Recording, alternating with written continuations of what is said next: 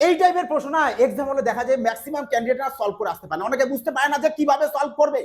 সব থেকে খতরনাক লজিকটা কি দেখে নাও, যে তোমরা কি করবে যখন কি বের করতে বলেছে বলবে লসাগু। লসাগু বলেছে দেখো পয়েন্টের পরে এখানে দু ঘর আছে, এখানে এক ঘর, এখানে নেই। তাহলে তোমরা কি করবে যে পয়েন্টের পরে সর্বোচ্চ যেহেতু দু ঘর আছে না, সবাইকে পয়েন্টের পরে দু ঘর করে নাও। যেখানে পয়েন্টের পরে 5 আছে তবে 0 বসিয়ে দাও, তাহলে এখানেও দুটো 0 বসিয়ে দাও, তাহলে বাই 100 করে দাও। তাহলে এখানেও পয়েন্ট তুলে দাও, কত চলে আসবে বলবে বাই 100 চলে আসবে। পয়েন্ট তুললে বাই 100 চলে আসবে। তাহলে এবার বলেছে এলসিএম, আরে এলসিএম এর বেলায় ওখানে লবের করতে হয় এলসিএম, আর নিচের হরের গুলো কি করবে বলবে আমরা এই সেভ করব।